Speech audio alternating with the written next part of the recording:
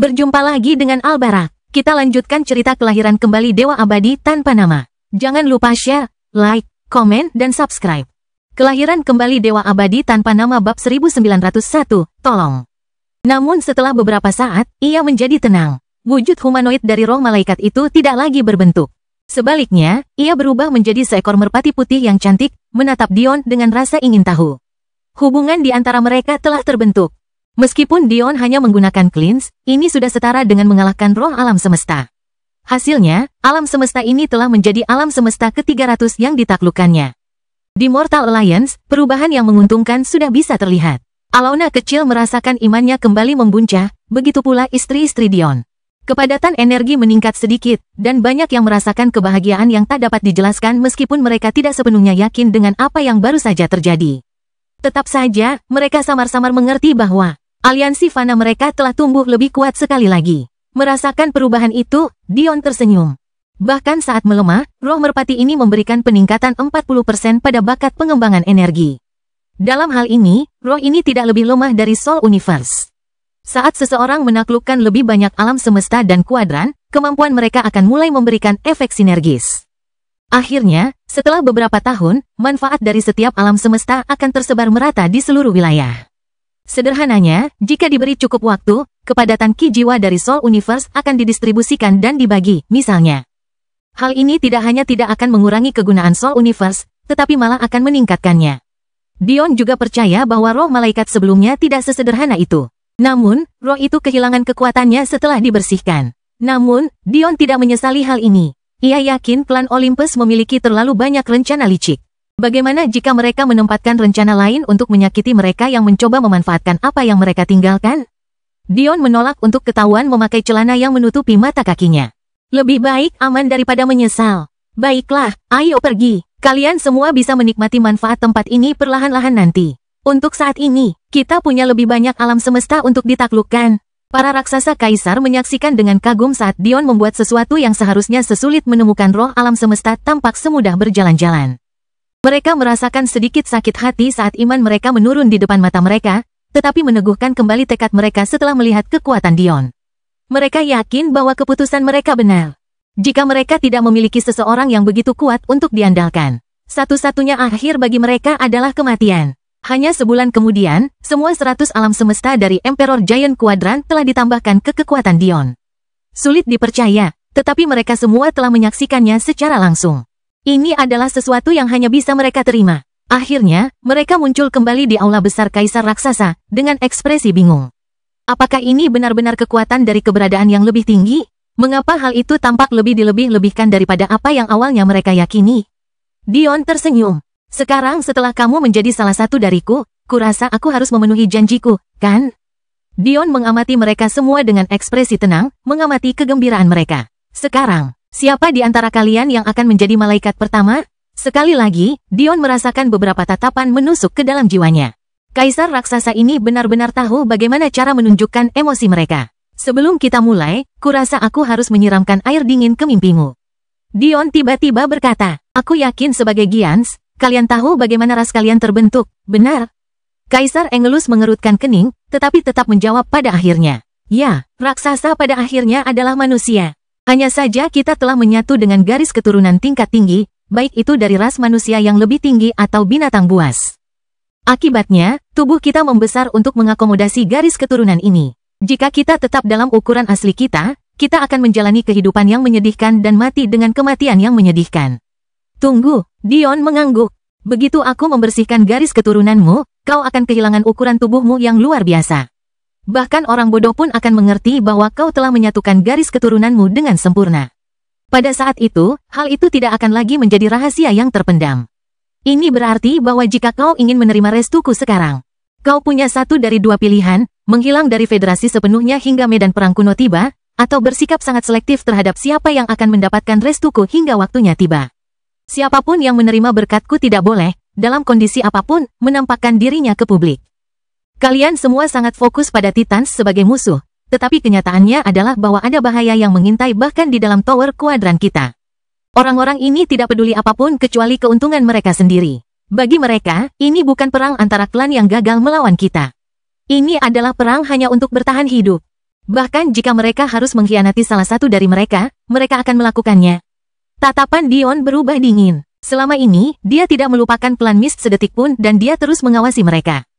Fakta bahwa, bahkan saat ini, mereka belum memperlihatkan kekuatan mereka, bahkan dengan risiko kehilangan wilayah mereka, berarti mereka bersiap untuk momen terakhir.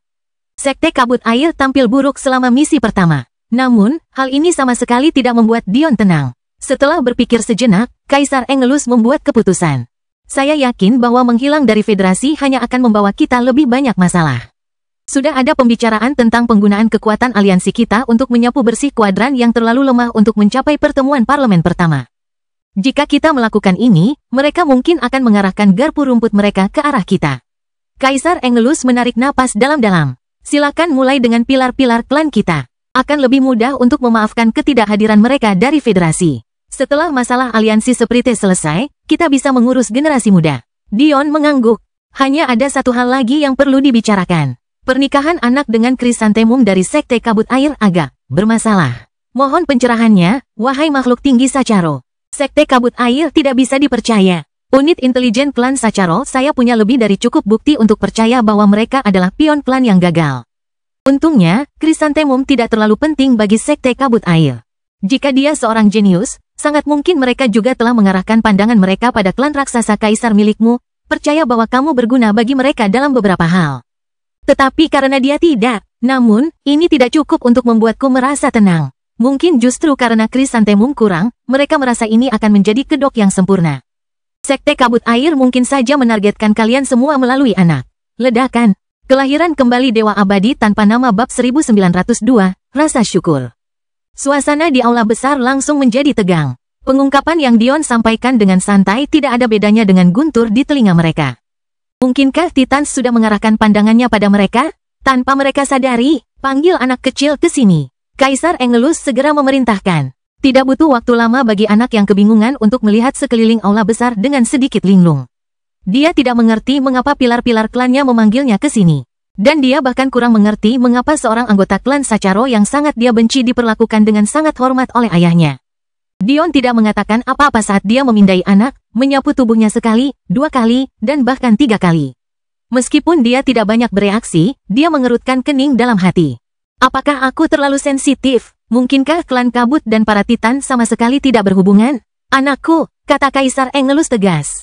Sejak hari ini, pernikahanmu dengan Krisantemum batal. Ayah, anak tercengang hingga hampir terdiam. Meskipun dia tidak tergila-gila pada Krisantemum, Krisantemum tetap saja mengikutinya sejak lama. Pada akhirnya, Krisantemum adalah wanitanya.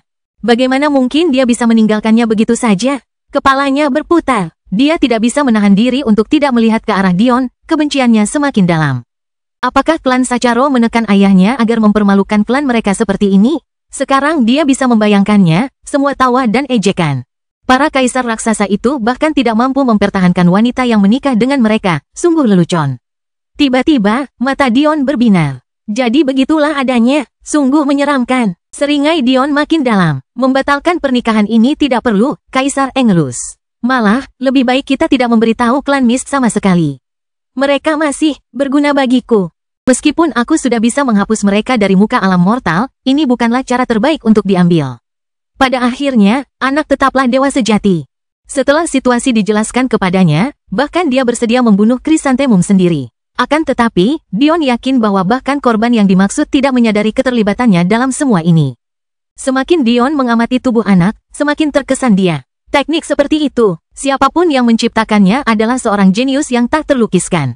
Apakah ini benar-benar klan Titan yang sama yang dikatakan Kaisar Engelus hanya terdiri dari orang-orang berkepala daging yang kehilangan jalur inovasi?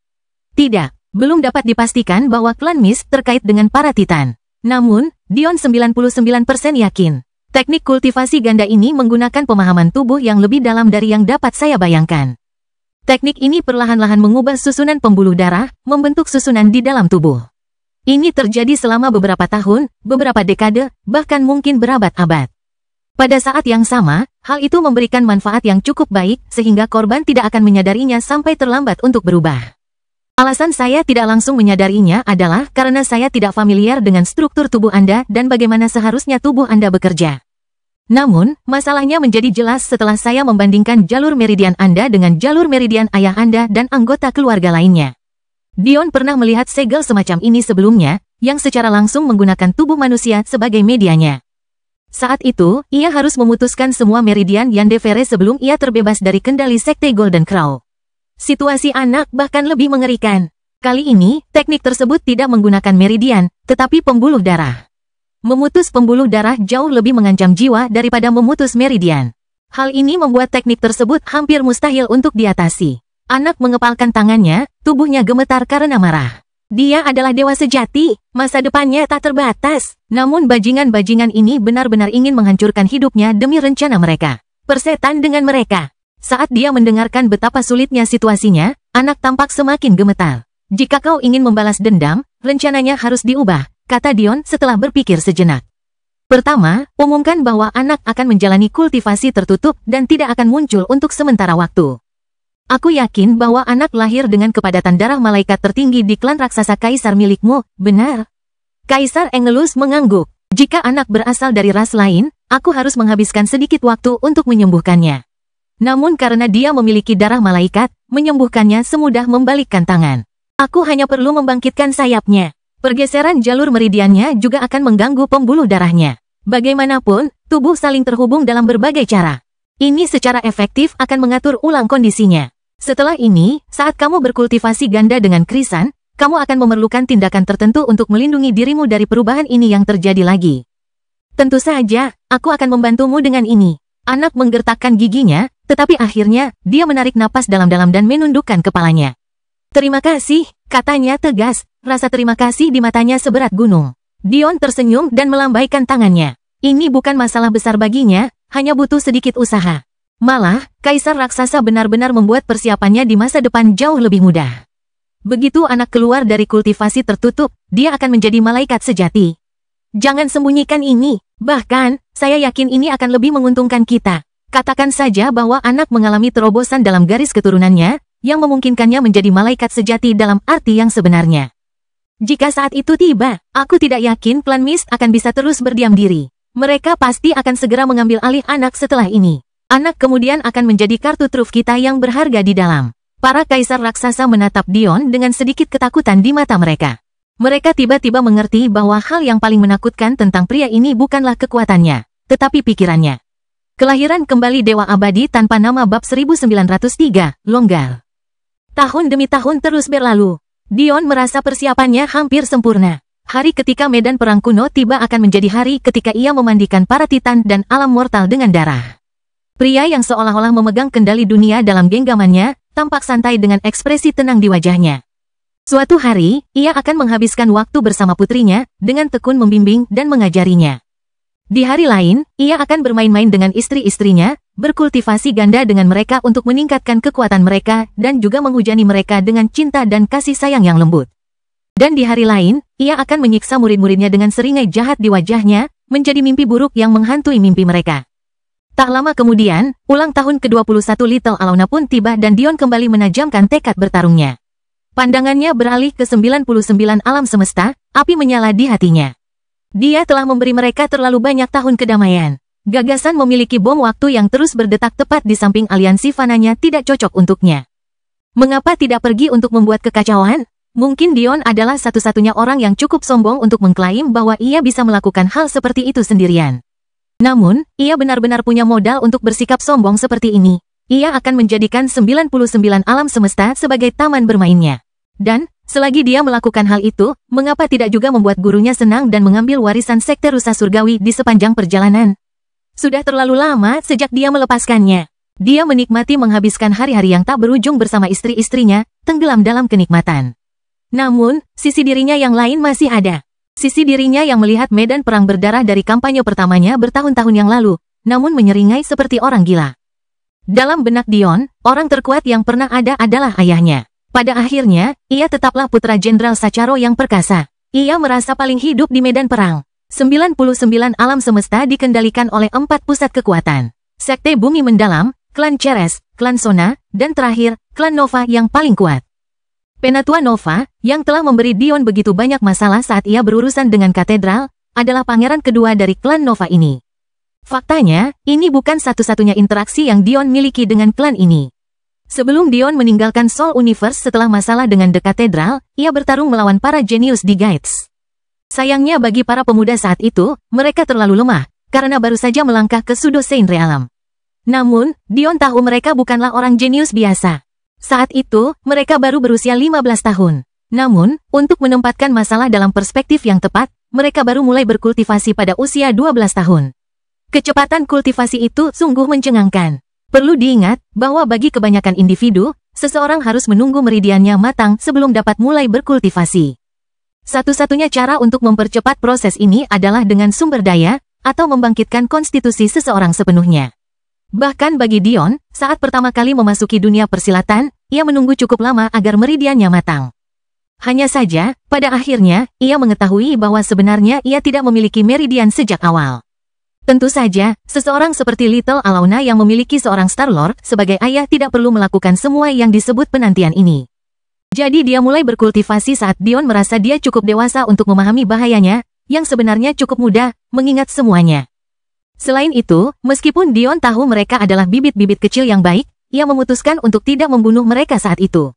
Dion biasanya tidak suka membiarkan musuh lolos, tetapi ia merasa membunuh remaja sudah keterlaluan.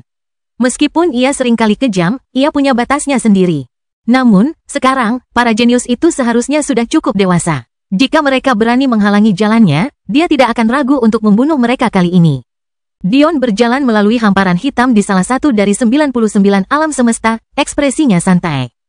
Ia mengenakan kaos putih dan celana olahraga hitamnya yang paling nyaman dan tidak peduli dengan masker, meskipun ada kuali yang menggemaskan bergoyang di bahunya. Pada titik ini, topeng ini hanya bersifat estetika. Dengan indera keabadiannya, tidak seorang pun dapat mengamatinya jika dia tidak menginginkannya. Satu-satunya kesempatan mereka adalah melihatnya secara langsung, tetapi dengan si kembar surgawi di sisinya. Apakah itu mungkin? Kalau saja 99 alam semesta tahu bahwa ada musuh tak dikenal yang berkeliaran begitu saja di wilayah kekuasaan mereka, mengamati rahasia terdalam mereka tanpa sedikit pun usaha. Siapakah yang tahu bagaimana reaksi mereka? Namun, ini persisnya bagaimana Anda menggambarkan situasi di sini. Bagaimana cara terbaik untuk membuat kekacauan? Dion bergumam pada dirinya sendiri, melintasi beberapa wilayah. Bagi yang lain, butuh waktu bertahun-tahun untuk melintasi batas antara alam semesta dan kuadran. Namun bagi Dion, berkat mata kanan neraka, yang dibutuhkan hanyalah satu pikiran. Dion tahu bahwa melakukan hal seperti itu pasti menghabiskan banyak energi. Sebelumnya, ia memperkirakan bahwa ia hanya bisa melakukannya sekali atau 2 kali sebelum beristirahat. Namun, kenyataan jauh di luar ekspektasinya. Ketika mata kanan neraka menempa ulang meridian pupilnya, mereka terhubung dengan jaringan jalur meridian di otaknya. Selain itu, berkat pemulihan bakat kultivasi energinya, jalur meridian pikiran Dion menjadi mampu menerima ki jiwanya. Apa maksudnya ini? Itu berarti Dion mampu menggunakan ki jiwa untuk memberi daya pada harta jalur energi dari 33 surga. Seperti ini, Dion merasa bahwa melintasi 1000 jagat raya dan kuadran tidak akan menguras staminanya.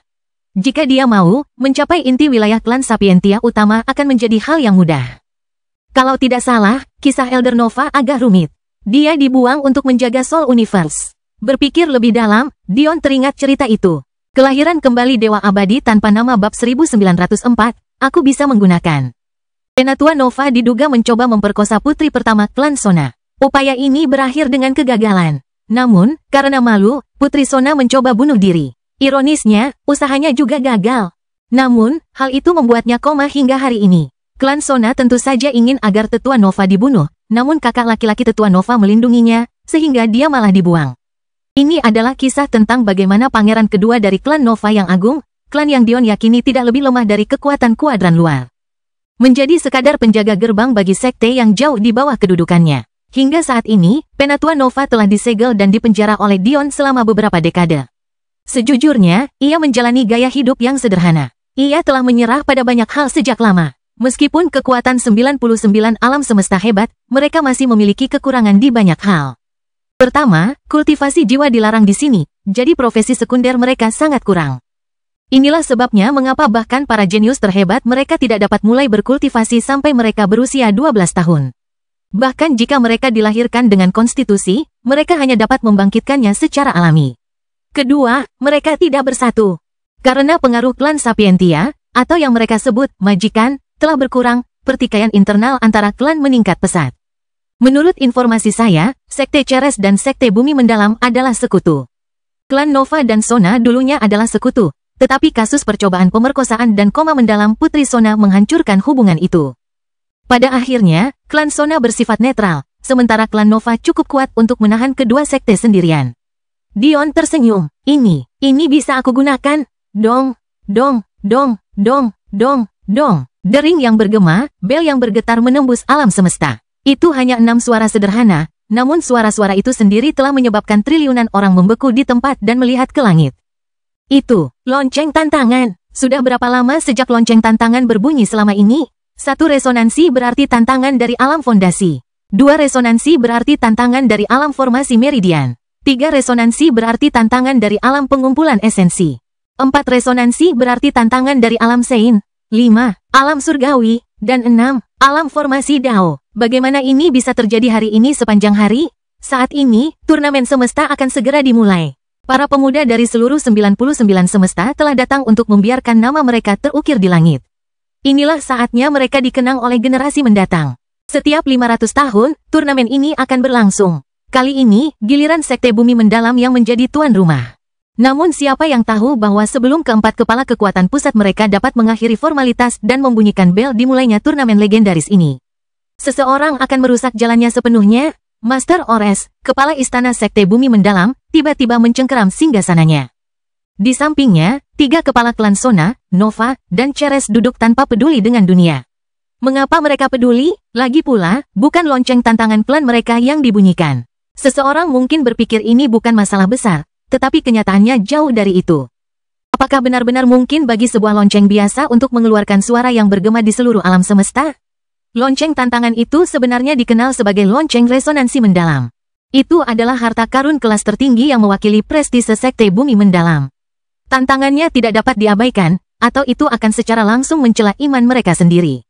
Apakah Sekte Bumi Mendalam dipenuhi oleh orang-orang pengecut? Suaranya lembut, namun entah bagaimana beresonansi bersamaan dengan dering lonceng resonansi mendalam.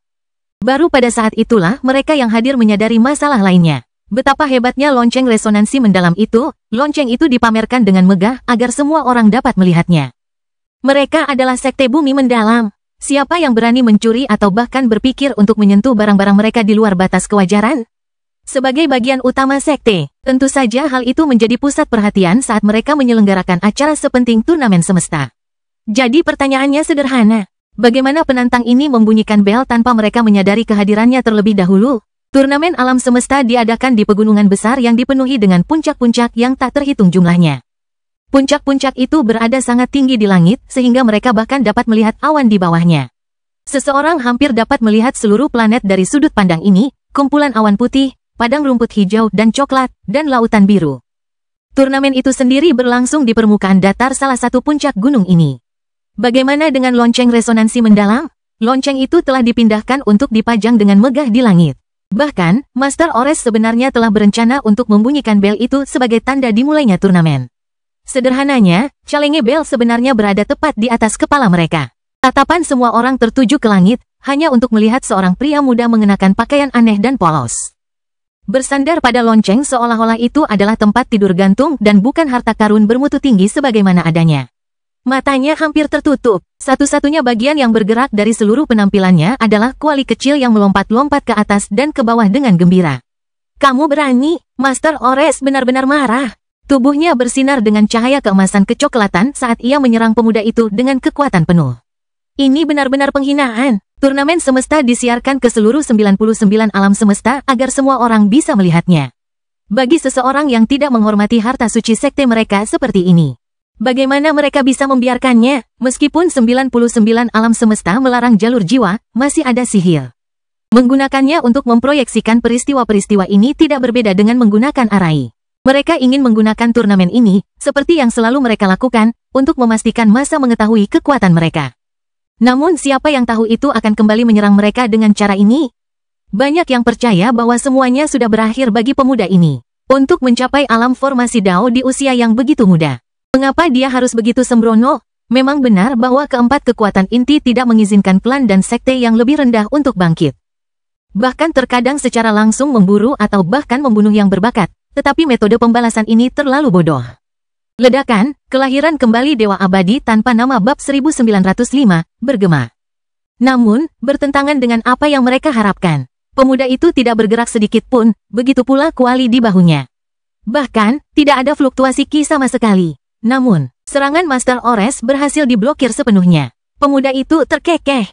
Kau menyebut dirimu sebagai kepala istana Sekte Bumi Mendalam, tetapi kau bahkan tidak tahu kemampuan harta karunmu sendiri. Orang-orang di sekitar menarik napas dingin saat mereka tiba-tiba teringat. Setelah lonceng itu salah, tidak seorang pun yang berusia di atas orang yang membunyikannya dapat memasuki wilayahnya.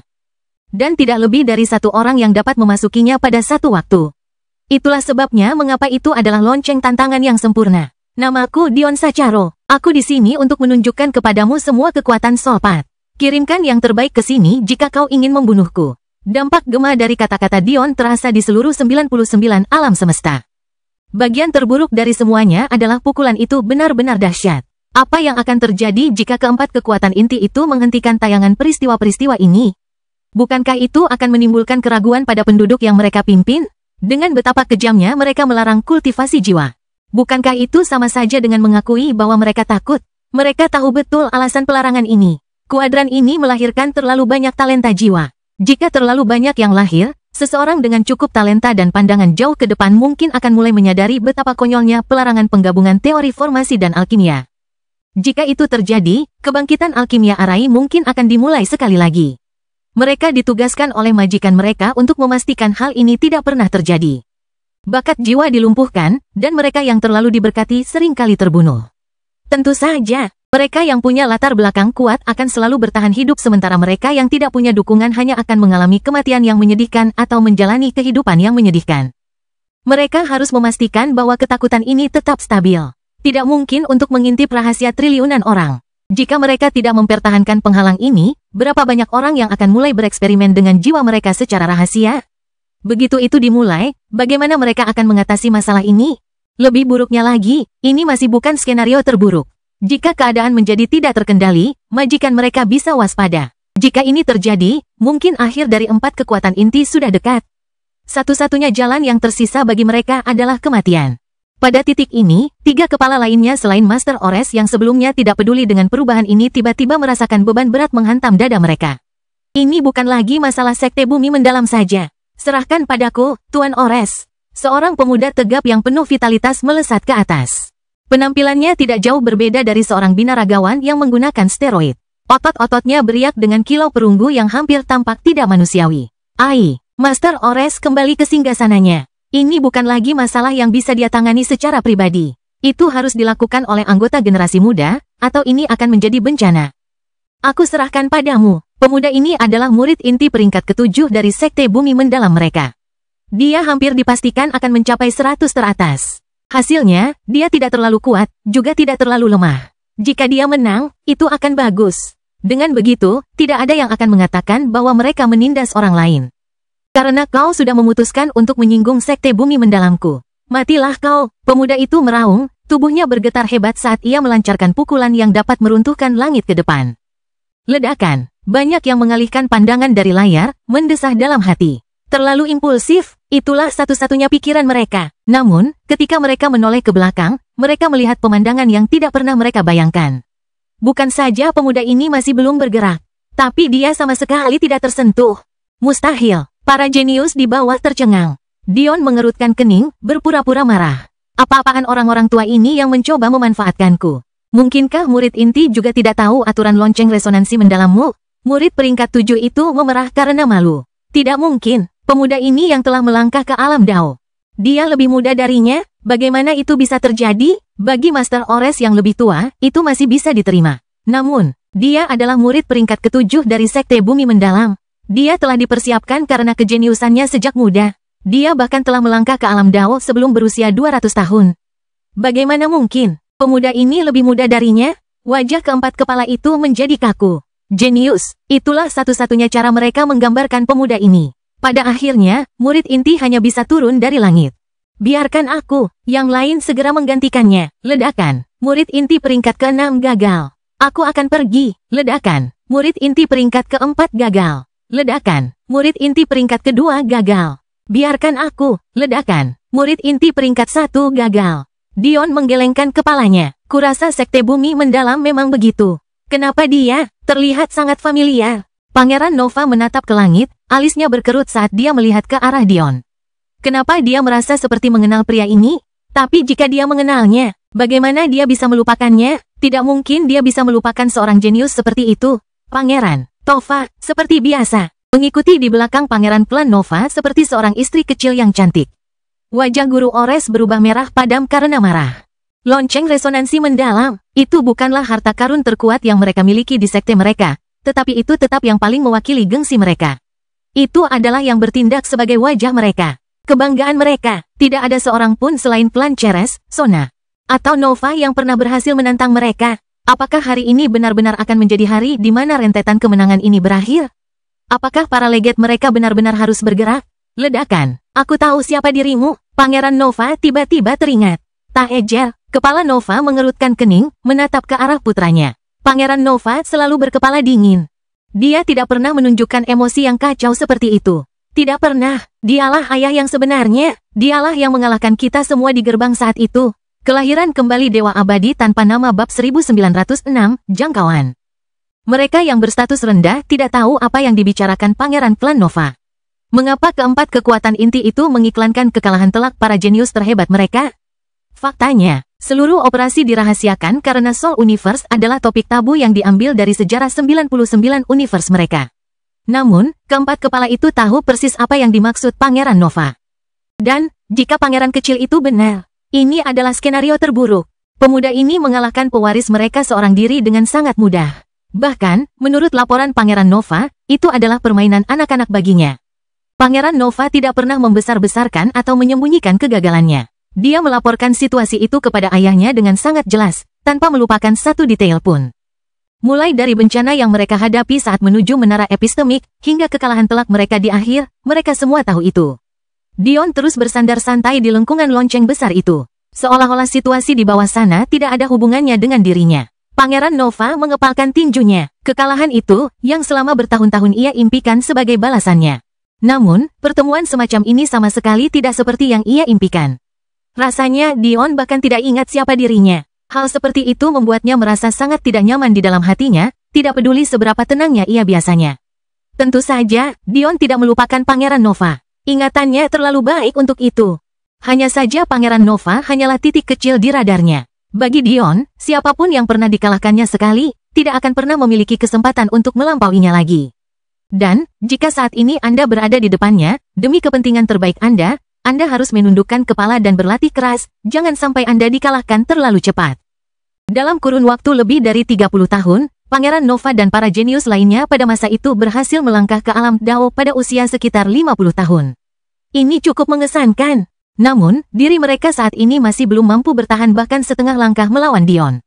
Ayah, mungkinkah kalian berempat tidak memiliki orang jenius di antara kalian? Dion bergumam kepadanya. Sungguh perjalanan yang sia-sia. Para murid di bawah sangat marah. Beberapa saat yang lalu, mereka bersiap agar seluruh 99 alam semesta mengingat nama mereka. Bagaimana mereka bisa tahu bahwa mereka akan tiba-tiba dipermalukan tanpa syarat? Bagaimana mereka bisa menerima ini?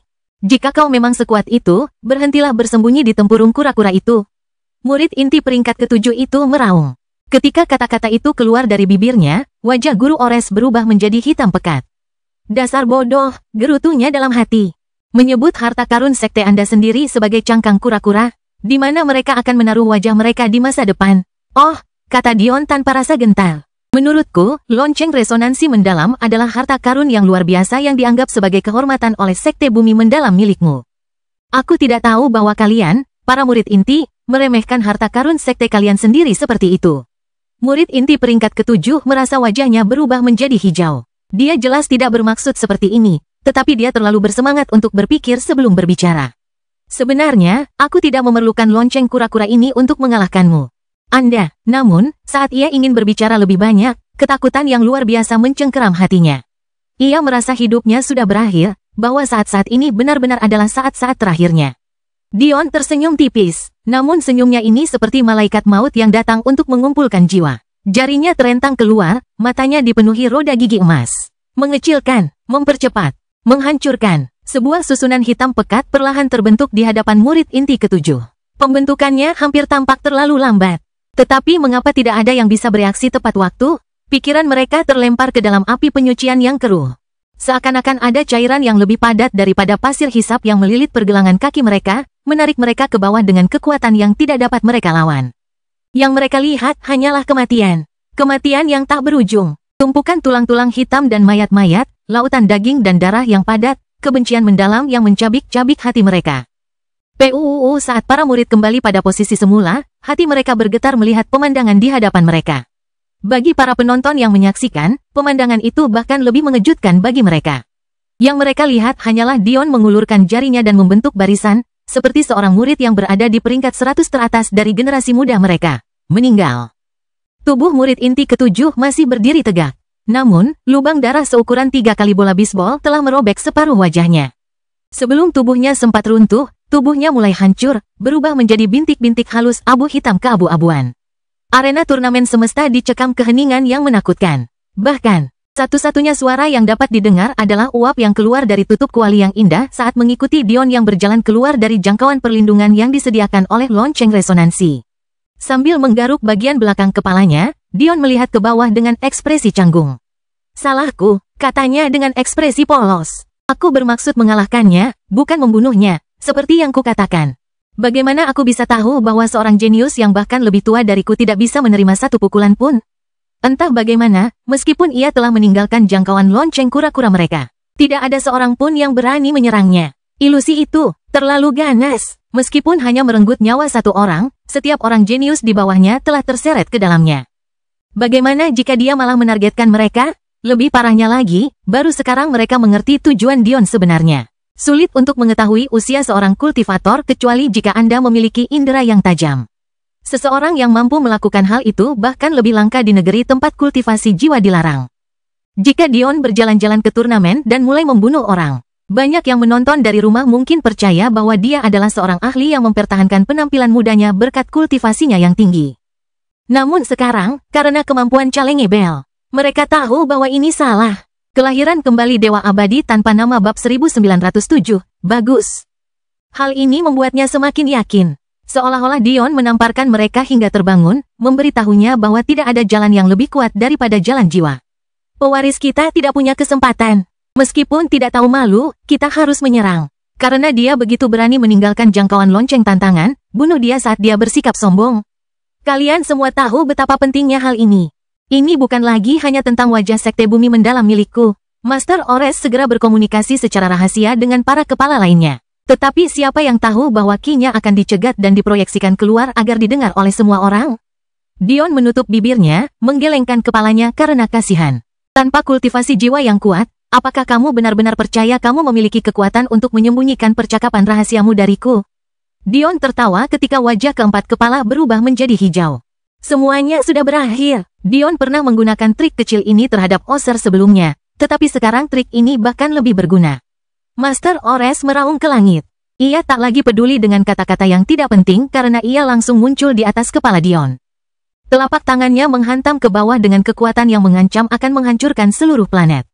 Karena sudah sampai pada titik ini, mereka tidak bisa menghentikan aliran video itu apapun yang terjadi. Karena mereka tidak bisa lagi menahan rasa ingin tahu terhadap pengembangan jiwa, mereka malah akan menghancurkannya dengan kekuatan penuh. Tuan Ores ingin semua rakyat jelata mengetahui harga yang harus dibayar karena telah menyinggung martabat mereka. Wah, wah, wah. Dion mendecak lidahnya, melihat telapak tangan yang turun dari atas. Dia melangkah maju, membuat orang lain percaya bahwa dia sedang mencari kematian. Namun sesaat kemudian, dia muncul di belakang Master Ores, menghindari serangannya seolah-olah dia sedang berjalan-jalan di taman. Penindasan yang kejam. Aku masih seorang pemuda rapuh yang sedang tumbuh di masa depan. Master Ores benar-benar hebat, tapi aku tidak mudah diintimidasi. Ekspresi polos Dion berubah menjadi seringai buas. Untuk setiap serangan yang kau lancarkan kepadaku, satu lagi muridmu akan mati. Kata-kata itu baru saja keluar dari bibirnya ketika murid sekte bumi mendalam lainnya tumbang. Kali ini, murid inti peringkat ke-6. Amarah Master Ores mencapai puncaknya saat dia mengabaikan kata-kata Dion dan menyerang lagi. Namun, murid inti peringkat ke-5, mati. Banyak orang jenius di bawah ini yang runtuh dalam tumpukan sampah mereka sendiri. Menghadapi ilusi yang menghancurkan itu sekali saja sudah cukup mengerikan, tetapi menghadapinya 3 kali. Pikiran mereka runtuh. Beberapa di antara mereka mulai menangis, pipi mereka basah oleh air mata dan hidung mereka mengeluarkan ingus. Yang lain mengotori celana mereka, tidak mampu mengendalikan fungsi tubuh mereka. Para penggarap wilayah mereka seharusnya sudah lama tidak membuang kotoran dengan cara seperti ini, tetapi mereka tidak dapat berbuat apa-apa. Astaga, itu pemandangan yang tidak indah. Dion tertawa saat ia menghindari serangan lain dan murid lainnya pun tumbang. Master Ores sama sekali tidak mudah dihadapi. Bahkan, jika Dion melawannya secara langsung, mungkin butuh beberapa jam baginya untuk menang karena kepala sekte berdarah panas ini sebenarnya adalah ahli formasi Dao tingkat 12. Namun, Dion tidak perlu melawannya secara langsung. Berdasarkan keadaan sekarang, mungkin hanya makhluk tinggi yang dapat menandingi kecepatan Dion, dan ini hanya berkat kemampuan mereka untuk merobek kekosongan. Kecuali jika Anda seorang jenius di atas Ordo ke-9 dalam alam Dao, melawan Dion adalah mimpi yang bodoh. Dia sudah bisa memandang rendah semua ahli Dao biasa. Setelah mengambil alih kembali kepemilikan inti energi, Dion menyeberang ke alam Dao ketiga dan hampir memasuki alam Dao keempat dan menjadi ahli formasi Dao tengah. Selain itu, ia juga hampir menyelesaikan alam sutra emas dari tubuh berlian titannya, membuat tubuhnya sudah sebanding dengan kekuatan seorang ahli Dao tengah saja. Dion, jika keberadaan tinggi dari 3 kuadran teratas dan kemungkinan 99 alam semesta ini diabaikan, sudah dapat membanggakan kekuatan terbesar di kuadran menara. Ketika kekuatan ini digabungkan dengan kemampuan mata kanan neraka untuk mengabaikan ruang dan kehampaan, kecakapan bertarungnya berada di luar logika normal. Mata Guru Ores berubah menjadi merah darah saat dia melihat murid-muridnya jatuh satu demi satu. "Apa yang kalian semua lakukan?" teriaknya. Serangan bersama-sama, ketiga kepala itu saling memandang dan tahu bahwa mereka tidak punya pilihan. Mereka tidak hanya tiba-tiba bergerak sebagai satu kesatuan, tetapi gelombang ki iman yang kuat tiba-tiba meletus dari keempatnya. Mata Dion menyipit. Secara logika, karena mereka hanya berbagi 99 alam semesta, iman mereka seharusnya tidak begitu kuat. Namun, itu sudah cukup bagi Dion untuk merasa seolah-olah dia sekali lagi menghadapi gunung yang tidak dapat diatasi. Pada saat berikutnya dia mengerti dan mencibir. Jadi itu sebabnya, mereka diterima sebagai negara bawahan klan Sapientia. Negara bawahan adalah metode untuk memasuki aliansi yang tidak memerlukan pembagian iman. Pada dasarnya, ini seperti mendapatkan wilayah tanpa upaya menemukan dan menaklukkan roh-roh alam semesta. Akan tetapi, jika tidak ada keuntungan bagi negara bawahan, mengapa mereka bergabung? Manfaat pertama tentu saja perlindungan. Status negara vasal mudah diperkenalkan, tetapi juga mudah diambil kembali. Jika negara vasal tidak puas, satu pemikiran saja sudah cukup untuk memutuskan hubungan antara mereka dan pelindung mereka. Hal ini memberi negara vasal daya ungkit dalam meminta bantuan. Namun, manfaat kedua adalah negara-negara vasal dapat meminjam iman para pendukung mereka saat mereka menghadapi masalah yang merepotkan. Tentu saja, mereka tidak memiliki akses ke kekuatan iman sepenuhnya, atau Dion pasti sudah berbalik dan lari. Lagi pula, bahkan dengan kekuatan tempurnya, ia hampir kalah dari seorang makhluk surgawi yang memegang iman klan Sapientia. Seberapa buruk ia akan kalah jika 4 ahli Dao tingkat 12 menyerangnya? Meskipun begitu, kecakapan bertarung keempat kepala meningkat pesat. Bagus, meskipun dalam situasi seperti ini, Dion menyeringai seperti orang gila. Inilah yang ditunggunya, pertarungan untuk mengasah dirinya. Segalanya menjadi terlalu mudah akhir-akhir ini. Bagi Dion yang terbiasa berjuang di setiap langkah, ia hampir membenci perasaan itu. Meskipun ia tahu ia mendapatkan kekuatannya saat ini, hal itu tidak menghentikannya dari merasa tidak nyaman. Kelahiran kembali Dewa Abadi tanpa nama bab 1908, kesabaran. Mengenai medan perang kuno, dia tidak berani bermain-main di sana. Seberapa baik dia tampil di panggung itu akan secara langsung menentukan nasib istri-istrinya, putrinya. Kecuali dia tidak punya pilihan selain bertarung, dia menghindarinya di wilayah itu, bukan karena dia takut, tetapi karena kekuatan terbesarnya adalah dalam memerintahkan pasukan besar. Namun sekarang, ia dapat melepaskannya sepenuhnya. Keempat kepala ini akan menjadi batu penggilingnya. Kalian para makhluk tinggi dari 99 alam semesta, tetaplah di sini untuk saat ini, pikir Dion dengan senyum tampan yang jahat di wajahnya. Petik 1. Aku belum siap untuk bermain dengan kalian semua. Tapi, keempat orang ini, telapak tangan Dion saling beradu. Arus angin bertekanan konsentris yang beriak-beriak keluar, menghancurkan yang ada di bawah. 9 matahari Armageddon, 9 mutiara indah muncul di atas kepala Dion. 4 di antaranya berwarna putih keperakan yang menawan, 4 lainnya berwarna hitam berkilauan yang menggoda, sedangkan yang terakhir merupakan gabungan lembut dari keduanya. Dalam sekejap, mereka mengembang hingga ukuran 9 bulan, menjulang di planet Provon dengan aura yang mengancam. Ekspresi wajah Guru Ores langsung berubah. Pasang formasi pelindung. Sekarang, dia bisa langsung merasakannya. Jika mereka tidak bertindak, seluruh tata surya mereka akan hancur berkeping-keping. Menyerang, Pangeran Nova gemetar di bawah, matanya memerah. Dia hampir tidak merasakan tangan kecil Tuf menggenggam tangannya sendiri untuk menghiburnya. Perbedaan di antara mereka ternyata sangat besar. Dion berdiri di langit seperti dewa bulan. Di sebelah kanannya, 4 bulan hitam melengkung membentuk setengah lingkaran besar.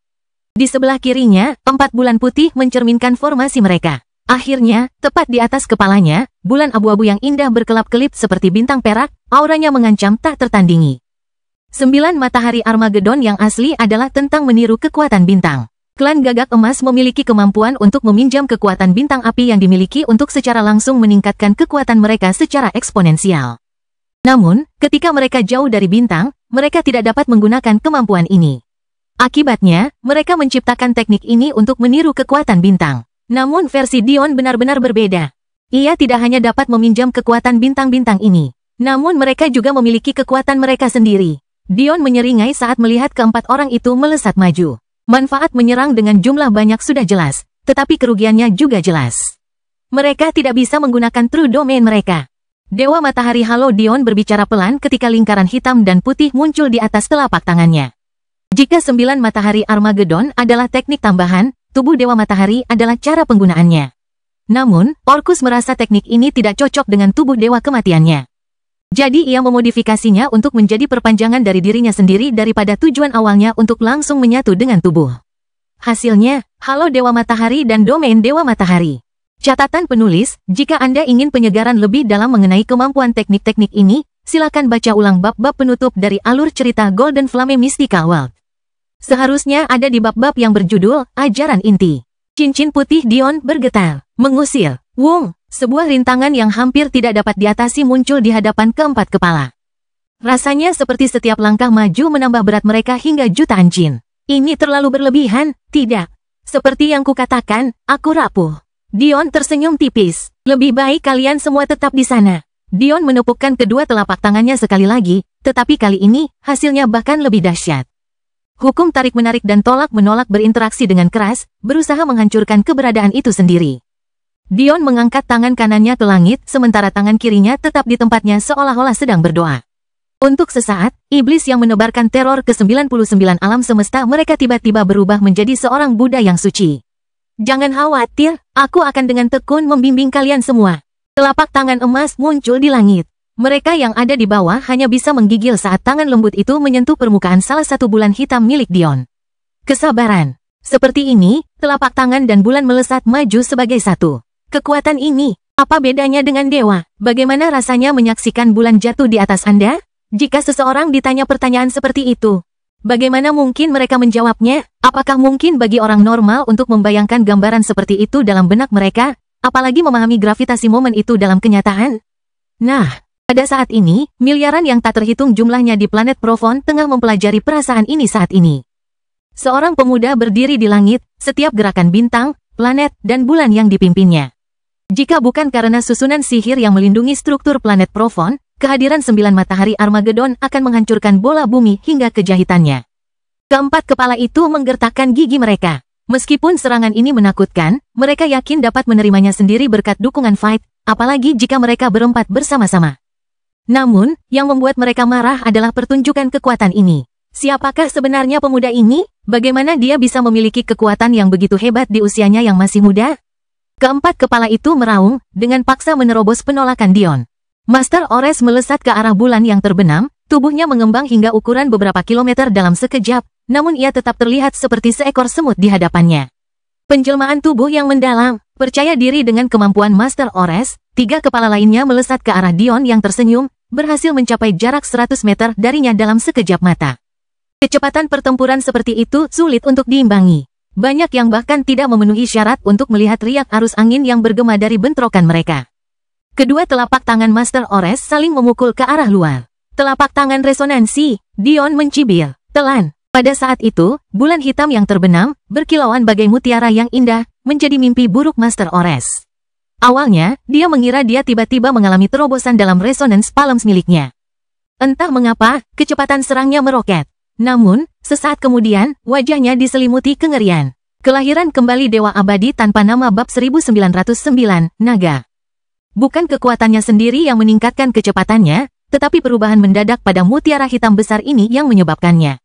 Tiba-tiba dia merasakan arus yang tak tertahankan menariknya. Ruang di sekitarnya terdistorsi, membuatnya sulit baginya untuk memahami arah mana yang ke atas dan mana yang ke bawah. Seolah-olah hukum-hukum alam fana telah menjadi mainan di tangan pemuda ini. Master Ores mengeluarkan kekuatan yang lebih besar dan segera menarik diri. Kau seharusnya fokus pada mereka yang ada di hadapanmu. Kepala Ceres mencibir, sosoknya yang tinggi besar meledak dengan kekuatan saat ia melesat ke arah Dion. Dion hampir menggelengkan kepalanya dan tertawa. Keempat orang ini sungguh sangat lucu. Apakah mereka berpikir bahwa hanya karena dia mengendalikan pertempuran dengan Master Ores yang jaraknya ratusan kilometer, dia tidak memiliki konsentrasi yang diperlukan untuk menghadapi mereka? Mereka terlalu meremehkan Immortal Sense. Meruntuhkan. Dalam sekejap mata, ribuan susunan sehitam kedalaman ruang angkasa muncul di udara. Para jenius di bawah merasakan jantung mereka tercekat. Banyak di antara mereka yang langsung memegang dada, merasa sulit untuk bernapas. Mereka secara naif percaya bahwa karena Dion hanya membentuk satu persatu sebelumnya, maka ini adalah batasnya. Namun tiba-tiba melihat ribuan muncul hanya dengan menjentikkan jari. Apakah ini kekuatan sejati dari pengembangan jiwa? Apakah para tetua mereka telah berbohong kepada mereka? Aku sudah mengatakannya sebelumnya. Aku akan menunjukkan kepadamu kekuatan sejati dari kultivasi jiwa. Tombak-tombak yang diukir dengan huruf-huruf abu-abu yang rumit namun menyeramkan mulai muncul dari dalam setiap susunan hitam itu. Perlahan-lahan, mereka mulai berputar. Namun, seolah-olah bertentangan dengan penggambaran sebelumnya. Tombak-tombak itu melesat maju dengan kecepatan yang sangat menyilaukan sehingga mereka menghilang ke dalam kehampaan sebelum muncul di hadapan kepala Ceres sekali lagi. Waktu akan menentukan. Pupil mata Ceres mengecil. Dan pencapaian yang sangat tinggi. Menggunakan kehendak waktu terhadap makhluk hidup, terutama makhluk hidup yang kuat, membutuhkan pengorbanan yang terlalu besar. Namun, menggunakan kehendak waktu yang bersinergi dengan ciptaan seseorang hanya membutuhkan sebagian kecil biaya. Kehendak pertama yang digunakan Dion dari si kembar adalah kehendak angkasa. Ia telah menggunakannya begitu sering hingga ia hampir lupa bahwa bagi hamster surgawi, terutama para bangsawan, pemahaman kehendak angkasa hanyalah kemampuan tambahan. Bagaimana mereka bisa layak menjadi kaisar dan permaisuri binatang surgawi jika ketertarikan utama mereka adalah kehendak yang bahkan tidak disebutkan di antara hukum tertinggi? Kekuatan mereka yang sebenarnya terletak pada kehendak waktu. Setelah Little yang terbangun, Dion memperoleh akses ke pemahaman mereka, yang memungkinkannya menerapkan pemahaman ini pada susunannya. Dan hasilnya, berbicara sendiri. Kepala Ceres dihujani tombak hitam yang ditandai dengan rune abu-abu. Rasanya seolah-olah dia diserang secara bersamaan oleh ribuan ahli Dao tingkat rendah sekaligus. Bahkan jika mereka jauh di bawah kekuatannya dan dia bisa menghadapinya dengan mudah. Dia tidak bisa mengabaikan mereka begitu saja. Chen Glei, pada saat itu, gemuruh dahsyat mengguncang langit. Bahkan, bulan sejati planet Profon hancur dalam sekejap, menjadi tak lebih dari sekadar cincin batu abu-abu yang meledak keluar karena kekuatan kehancurannya sendiri. Dokter, naga, tubuh besar Chen Glei meliuk-liuk di langit, sisik-sisiknya yang hitam bersinar dengan kilauan emas gelap. Keempat kepala itu memandang dengan ekspresi tidak percaya di wajah mereka. Mereka tahu betul bahwa Dion kuat, tetapi dia masih belum cukup kuat untuk melawan mereka berempat sendirian, terutama dengan dukungan Fight. Namun itu mengubah segalanya. Cih, Chen Glei mendengus. Kau memanggilku, jadi kupikir akan ada sesuatu yang bagus. Tapi ternyata kau tidak berguna. Dion tertawa. Aku tidak bisa curang. Aku bilang aku akan menunjukkan kehebatan jiwaku. Kau harus menebus apa yang kurang dariku saat ini. Berhentilah membebani dirimu dengan hal-hal konyol seperti itu, dan mungkin kamu tidak perlu terlalu khawatir. Percakapan antara naga dan manusia itu membuat mereka yang berada di bawah permukaan planet merasa seolah-olah nyawa mereka tidak ada nilainya. Seolah-olah mereka bisa dituai kapan saja pemuda itu mau. Konyol, kepala Ceres meraung, mengumpulkan keberaniannya dan melesat maju. Lalat yang menyebalkan, cakar Chen Glei melesat maju dengan kecepatan yang sangat tinggi sehingga kepala Ceres tidak sempat bereaksi. Ledakan, hanya dengan satu serangan, kepala perkasa yang menguasai 1/4 dari 99 alam semesta hancur menjadi awan kabut darah. Dia bahkan tidak sempat berteriak kesakitan. Bibir Dion mengerucut. Chen Glei, nada suaranya seperti orang tua yang menegur anaknya. Dion tahu betul kekuatan Chen Glei. Setelah meminum pil Martial Saint, kekuatannya mencapai ordo ke-18. Selain itu, karena berhasil menghancurkan belenggu surga, dia sudah hampir mencapai alam Dao ke-13. Kekuatan ini saja mampu menandingi kekuatan setingkat Valen. Mereka yang disebut Valen adalah pakar Dao puncak yang gagal mencapai puncak tangga surgawi mereka setelah mencoba menjadi makhluk tinggi. Dengan demikian, meskipun mereka memiliki rentang hidup lebih panjang daripada pakar Dao dan jauh lebih kuat dari mereka masih jauh dari makhluk tinggi sejati. Bahkan, kesenjangannya masih cukup besar. Membunuh keempat kepala dengan kekuatan itu semudah membalikkan tangan bagi Chen Glei. Jadi, jelas, Dion, yang datang ke sini untuk berlatih dan meninggalkan kesan abadi tentang jalur jiwa, tidak memanggilnya ke sini untuk itu. Baiklah, aku hanya akan menggunakan jiwaku juga. Chen Glei bergumam, merasa marah. Bagus, Dion menyeringai. Tubuh Dewa Kematian Chen Glei hanya dapat menunjukkan kekuatan sejatinya jika Chen Glei menjadi mahir dalam menggunakan jiwanya. Namun, sayangnya, naga sombong ini tidak pernah terlalu peduli dengan jalur jiwa. Sungguh memalukan bahwa seseorang yang seharusnya memiliki kekuatan untuk menyapu semua kuadran sendirian tidak dapat melakukannya karena mereka mengabaikan apa yang seharusnya menjadi dasar kekuatan. Mereka yang sebenarnya, dia bahkan belum memahami Comet Ki. Kelahiran kembali Dewa Abadi tanpa nama bab 1910, tidak peduli bagaimana. Bagian yang paling menyedihkan tentang kelemahan Chen Glei adalah bahwa konstitusi tubuh Dewa Kematiannya memberinya bakat jiwa yang baik, bahkan sangat baik. Ini adalah impian kebanyakan binatang buas. Namun, dia mengabaikannya. Untungnya, jiwa adalah jalan yang dapat tumbuh secara pasif dengan sendirinya selama seseorang mengolah jalan yang lain. Dion bukan satu-satunya yang mengalami hal ini. Jadi, setelah ribuan tahun berkultivasi, jiwa Chen Glei sudah berada dalam alam Dao meskipun ia belum memahami Comet Ki. Satu-satunya cara bagi Chen Glei untuk berkembang adalah dengan menggunakan jiwanya lebih banyak. Ini juga bagus. Kau akan kesulitan jika harus berhadapan dengan dua orang. Aku serahkan si bodoh Master Ores padamu. Sedangkan untuk mereka berdua, Dion menyeringai saat matanya tertuju pada kepala Nova dan kepala Sona. Serahkan mereka padaku. Keputusasaan menguasai keempat kepala. Apakah ini benar-benar nasib mereka? Dijadikan rekan tanding, lalu dibunuh. Di mana leluhur mereka? Tidak mungkin setelah semua ini, mereka masih belum memilih untuk pindah, kan? Sayangnya bagi mereka terlalu meremehkan Dion. Bagaimana mungkin makhluk tinggi dapat melihat sesuatu yang tidak ingin mereka lihat? Apalagi makhluk tinggi yang dibesarkan di tanah yang melarang kultivasi jiwa? Bahkan jika salah satu dari mereka mengirimkan indranya ke tempat ini, mereka tidak akan melihat sesuatu yang luar biasa. Satu-satunya harapan keempat kepala itu adalah bahwa salah satu keberadaan tinggi mereka tengah menonton siaran langsung turnamen alam semesta yang mereka tinggalkan. Tetapi sayangnya, ini lebih merupakan sebuah lelucon. Keberadaan yang lebih tinggi, membuang-buang waktu menonton kompetisi antar generasi muda? Mungkin tidak ada keberadaan yang lebih tinggi di alam fana yang akan membuang-buang waktu melakukan hal seperti itu. Ke-99 alam semesta itu sungguh tidak beruntung. Dion tahu bahwa bahkan dengan apa yang telah ia lakukan hari ini, ia tidak memiliki cara untuk menaklukkan mereka sekarang karena ia belum memiliki kekuatan untuk melawan makhluk tinggi. Tidak peduli bagaimana ia menutupi indera mereka, jika ia menaklukkan satu alam semesta sekalipun, mustahil mereka tidak akan menyadarinya. Namun, Dion tetap melakukannya. Padahal, pelatihan hanyalah alasan yang dangkal. Alasan sebenarnya adalah untuk meredakan rasa frustrasi. Selama bertahun-tahun, ia terpaksa menghindar dan bersembunyi dari 99 jagat raya ini, menggunakan trik-trik remeh untuk menjauhkan mereka, sementara ia terus mengembangkan kekuatannya. Bagi Dion, yang sangat sombong, hal ini benar-benar membuatnya marah. Jadi, pada hari ini, dia akan menjadi bayangan di hati mereka sebagaimana mereka pernah menyelubungi bayangannya. Tidak peduli seberapa besar keinginan dan permintaan dari 99 alam semesta, hasil akhirnya tetap sama saja. Dua kepala klan dan satu master sekte dipukuli dan berlumuran darah, tidak dapat mengangkat satu jari pun saat seorang pemuda dan seekor naga tampak tinggi di langit. Ayah! Pangeran Nova merasakan kemarahan yang membara di hatinya, tetapi tidak ada yang bisa dia lakukan. Apakah dia harus melihat ayahnya meninggal di sini sebelum dia? Kepala Nova menatap Dion sambil mendesah, tidak dapat berkata apa-apa. Hanya Master Ores yang mencibir pada akhirnya. Kamu belum membuktikan apapun.